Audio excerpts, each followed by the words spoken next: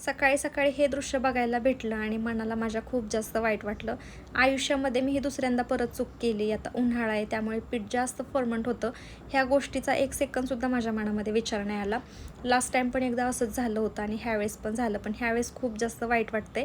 कारण एवढं सगळं पीठ वाया गेलं. पुसायला लागेल हे तर गोष्ट दुसरी होतीच, पण पीठ जास्त वाया गेलं होतं. आणि असं वाटलं की रात्रीच जर आपण मोठ्या भांड्यामध्ये ट्रान्सफर करून ठेवलं असतं तर आज सकाळी हे बघायला भेटलं नसतं. त्यानंतर मग जेवढं पीठ झालं ना तेवढ्यातच आमचा एक टायमिंगचा नाश्ता तर झाला. मग तेवढे डोसे वगैरे बनवून घेतले. मस्त खोबऱ्याची चटणी बनवली होती, नाश्ता केला आणि त्यानंतर ना मग जे काही वेपर्स मला सासूबाईंनी बनवून दिलेत ना ते असेच मी सोप्यावरती सुकण्यासाठी टाकले होते. म्हटलं दिवसभर ते छान सुकतील, त्यानंतर मग डब्यामध्ये भरून ठेवता येतील.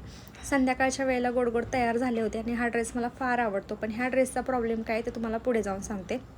आता मी हे जे काय वेपर्स वगैरे होते ना ते भरून घेते आणि बाकीचं जे काही माझ्याकडं तळणचं सामान होतं ना ते सगळे डब्बे मी रिकामे करून सकाळीच मस्त घासून पुसून ठेवले होते. म्हटलं संध्याकाळच्या वेळेला हे सगळं भरूयात म्हणून सगळं छानसं भरून ठेवलं. आज देवासाठी फुलं आणली होती, मग ती पण म्हटलं की फ्रीजमध्ये ठेवून देऊयात म्हणून.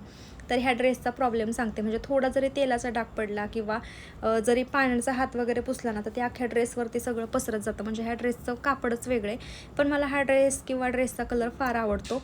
त्यानंतर मग संध्याकाळी आम्ही बाहेर गेलो होतो ना त्यावेळेस सामान आणलेलं ते सगळं फ्रीजमध्ये ठेवलं आणि आज खूप दिवसांनी मावा केकसुद्धा आणला होता, तो खाल्ला.